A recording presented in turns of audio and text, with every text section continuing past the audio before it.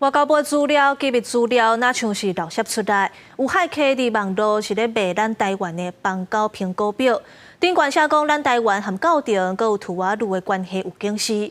外交部表示，这是认知作战，会调查清楚。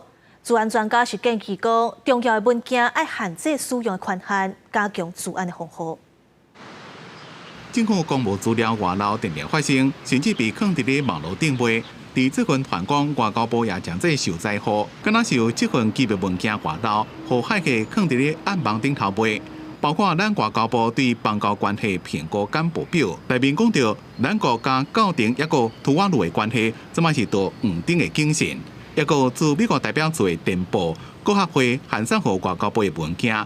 和政府治安防护出现漏坑。报道中所称文件来源可疑，并涉及境外变造、伪造等不法行为与操弄认知作战的恶意。外交部将与相关机关协调调查。外交部文件敢若是外漏，调查立委也要求赶紧确认机密文件外漏是毋是真的。民进党立委王定宇就讲，台湾是治安大国，将会做好治安的防护。不论这一次资料是否为真。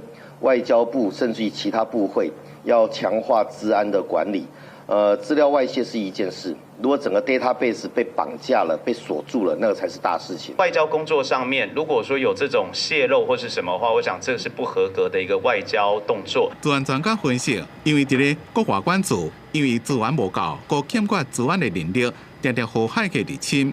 不过专家也提出解决的方法，会让参考台积电将对重要的文件采取限制准处。比较重要的资料或者是一些相关的资料，那我就是做一个严格的控管，像是一般的那个一些这个科技公司来讲，就是我进去要存取这些重要资料的，跟我要这个取出，甚至我就不能够取出去。伫这几年政府资料外漏，上受到关心的案件就是2022年有海客开价要$5000，伫咧地下论坛卖咱国有到2350万户别个和疫情资料，其中包括政府机关的首长、县市首长加立委。政府经过比对讲，户政资料并无互海客偷摕。